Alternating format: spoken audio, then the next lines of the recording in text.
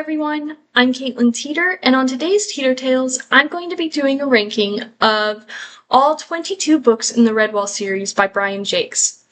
This ranking is going to be my own personal opinion of the series, and does not all reflect an objective ranking of the series. So let's get into it. So number 22, my lowest ranked Redwall book is The Rogue Crew. Personally, this is one of the few Redwall books I don't really like. I find the characters to be unlikable, even annoying, especially Hugo. I also think that it can be boring at points and has an anticlimactic ending.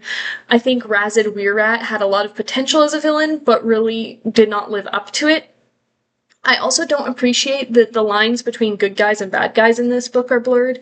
Redwall tends to have a clear good versus evil, but I found the Rogue Crew and even a few actions of the Hares in the Long Patrol to really be morally ambiguous in the book, which I did not like. My next book in the ranking is another one that I'm not really a fan of, and that is The Legend of Luke. I initially was really excited to read this book because I wanted to learn more about Martin's backstory and his family, but I felt the parts of the book that were about Martin and company was really almost out of character for them at points, especially with how they're almost cruel to the vermin that they run into. I was also disappointed in Luke as a character. I felt like the vengeance plotline in this book more felt bitter rather than satisfying, which may have been Jake's point, but for me it made it a more disappointing read than anything else. Number 20, and the last Redwall book that I don't really like, is Outcast of Redwall. I feel that Outcast of Redwall didn't live up to its full potential. It has a really interesting premise of what if a vermin creature was raised by the creatures in Redwall Abbey, but the book ends up having a really mixed set of messages, and it seems to take the nature over nurture approach, which I usually am fine with in the Redwall series, but this book seemed like it was going to go in a different direction and then changed it at the last minute. The friendship between Scarlath and Sunstrike was really interesting, but overall I would say that the flaws in this book overshadow the good parts. Next is a book that I do enjoy, but I personally think to be the most forgettable Redwall book is Eulalia. This book has an interesting antagonist, at least. It has Vizca Longtooth, the Golden Fox, but other than that, I usually just think of this as the Badger book. I can never remember, even soon after I finished reading it, what it's really about, which is why it falls so low on this list. For number 18, I'm going to say Lord Brocktree. There are definitely parts of this book that I love. Dottie is an amazing character who my family still jokes about her singing, and I love her friendship with Brocktree in this. It's also an interesting time period in the Redwall series because it's set before Martin the Warrior is even alive and in the early history of Salamandastron. But I found the plotline at Salamandastron itself, with the siege and the hares that are stuck in there, was more depressing than interesting. It was also often boring. And although it has characters like Dottie and her friendship with Brocktree that I like, those are really the only moments that really stand out to me in this book. Now we're going to start getting to my more controversial takes in this ranking, and at 17 I would have to put The Bellmaker. This story really feels disjointed to me in that you have the plot where the characters are going off to fight the bad guys, but then you have the storyline where there are the other characters still staying at the Abbey. And those two storylines feel a lot more disconnected than other Redwall books which have multiple storylines. It does have an interesting side plot of two vermin inside Redwall Abbey, and it still has some really fun characters. Rosie, of course, is always a joy to read. There's also a more interesting villain, but other than that, I think that this book is pretty forgettable compared to others in the series.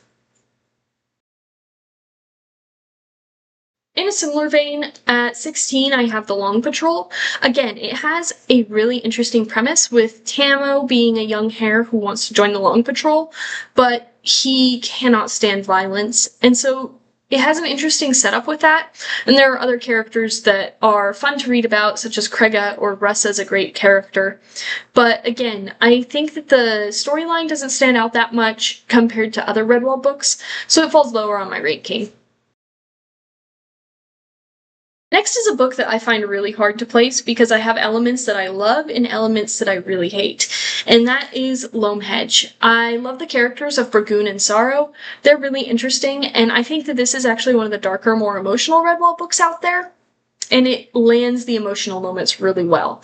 It also has a more unique plot structure with lots of different plot lines, but they come together in interesting ways. It also explores a bit more of the history of the world that Redwall is set in. Again, there are lots of likable characters, but the reason that this one does not end up as high for me, is a character, Horty the Hare. I cannot stand Horty. He is morally questionable throughout the series, throughout the book, even though it seems like he's supposed to have changed by the end, but I feel like you don't really get to see that change. He even annoys the other characters in the book, and I get annoyed along with them. He does so many terrible things, and he's in so much of the book that it makes it hard to get through at times.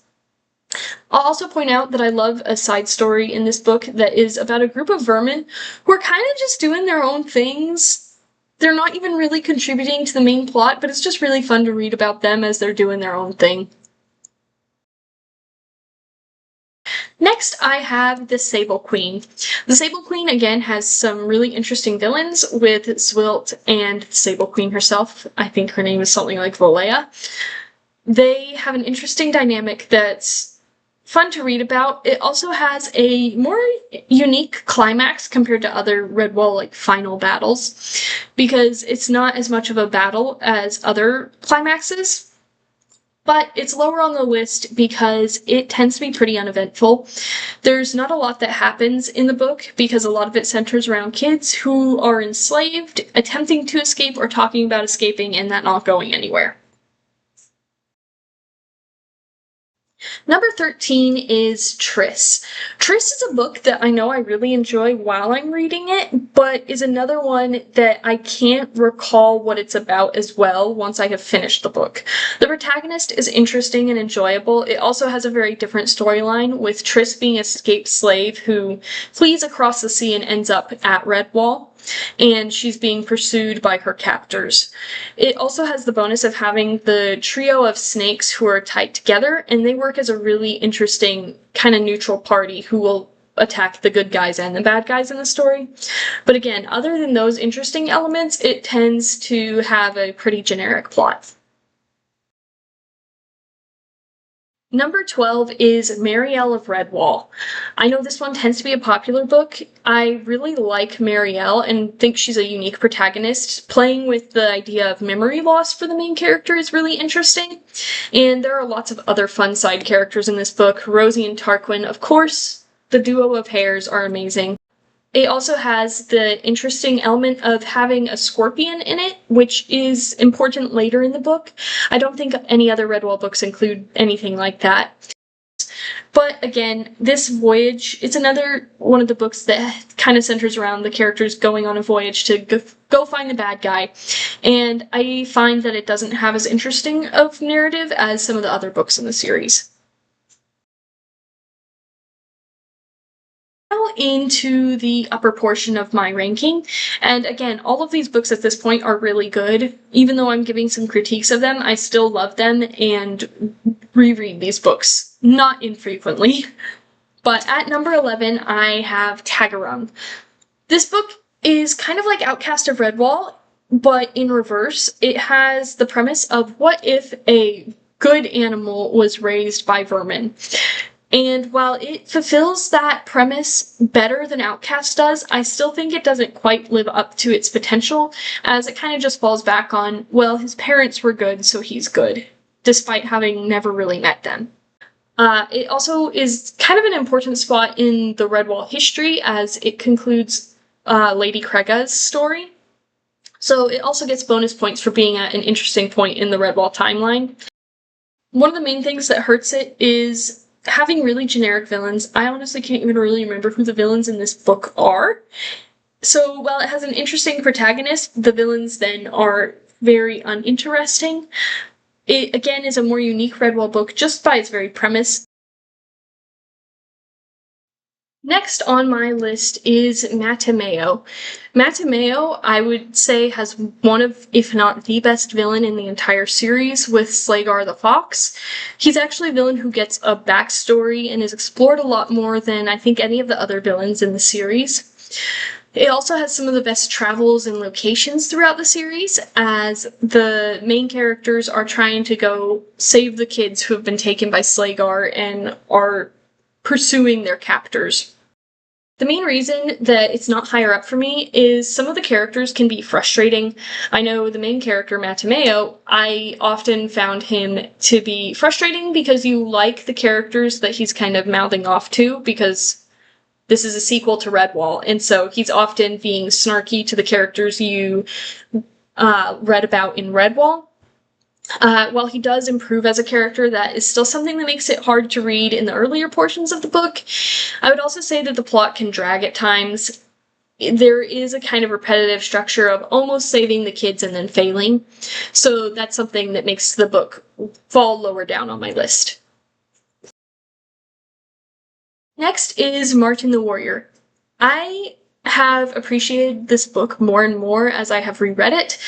I think that it actually is one of the more complex books thematically in the series. It does not pull any punches when it comes to the emotion that it has in this story. It may be one of the most emotional stories, if not the most emotional story in the entire series. It also has a very unique setting in that it's set before Redwall even exists. Martin is in a completely different location than you see in any of the other books. Martin is, unlike some of the other books who try and make their characters complex, but instead they make them unlikable, he's still likable and you root for him, but you can see that he's not perfect, which I really like about this book. He has his flaws, and you see him try and grow from those, and also you see the costs of those flaws and the mistakes that he makes, but you can still cheer for him as a hero. The main knock I have against this book is that it can be boring at points. I think especially some of the parts at the start can be boring, and some of the middle portions can drag a bit, but other than that, this is a fantastic book. Number 8 on my list is Mossflower. I really enjoy this book. It really goes into the history of Redwall Abbey and the characters who founded it. Again, it continues Martin's story from Martin the Warrior, although it was the second book that Jacques wrote, so he wrote this before he wrote Martin the Warrior. Gomph, the mouse thief, is an amazing character. He's hilarious, and the crab dance scene with him is so funny, and I love it. It's also interesting because it introduces bats. I think it's the only book in the series that uses bats at all, and I think that's a really interesting inclusion. It also has a very satisfying conclusion, I think, and an interesting villain and dynamic with Zarmina, the villain, and Martin. However, I would say that the middle portion of this book is pretty average for a Redwall book. I know they go on a journey. That's about all I have to say about the middle of the book. The characters' beginning and conclusion of the book are very well done, but the plot structure in the middle tends to be pretty standard for a Redwall book. Number 7, I would have to put Marlfox. I really debated putting this book higher, but the books beyond this point are just so good, so it had to go at number 7. But the villains are really the main draw of this book. It's really interesting to have a whole family of villains, and having that many really allows for a different dynamic than the other books have. It also creates a new type of threat that the other books don't have, and a kind of mystery about the Marlfoxes. The villains also kind of have their own storyline going on, which I think is a lot more interesting than some of the other books. The protagonists in this book are also really interesting. I find the heroes to be likable. You kind of have a younger trio who goes outside of the Abbey and has a journey adventure, and then you have the older protagonists who are still at the Abbey. Another thing is this is the middle book in Krega's story, so it's interesting to see her post-Long Patrol, but before the end of her story. I also think this book is just very paced very well. I don't think I ever found myself getting bored with it, and it's one that really kept me on the edge of my seat wanting to know what happened next. My list is the book that started it all, Redwall. I may have a bit of nostalgic bias for this book because it was the first one that was written and the first one I read that first introduced me to this world, but I do think it's phenomenal. It has some of the best scenes in the series, the intense scenes with Asmodeus and his lair, the whole final battle with Clooney, and the plots and scheming that both the Redwallers and Clooney are doing to try and get the upper hand on the others really make this a fun read. It does have some rough edges in the world building, or even some things that just aren't consistent with the series as a whole, but the rest of the elements of this book really let you overlook those flaws. Again, this book has some great characters, with Constance, who is one of my favorites in the series, Basil Staghair, Gaussum Shrew, Warbeak the Sparrow. It's just a really fun set of characters that makes this book one that I love to come back to and read. Now onto the top 5. At number 5, I have Doomwhite. This book just feels different than some of the other Redwall books, since it has Corvus Skur, the bird antagonist, along with Sakaris, the snake he wears as a crown, who's also his advisor, and them having their own kind of secret lair that is filled with reptiles and birds, and a giant fish that's in the middle of this grotesque pool, makes the book have a more ominous feel to it that I really appreciate. There's also a lot more intrigue and riddles in this book that make it fun to read. I also like the characters Bisky, Dwink, Corksnout. All of those are fun characters to track with and make the book more enjoyable. Next on my list is Salomon Dastrin. I actually did not like this book the first time I listened to it as an audiobook. I was pretty young, and I didn't like that it had the bittersweet ending that it does, but now I really appreciate that ending, and on subsequent rereads I have loved this book.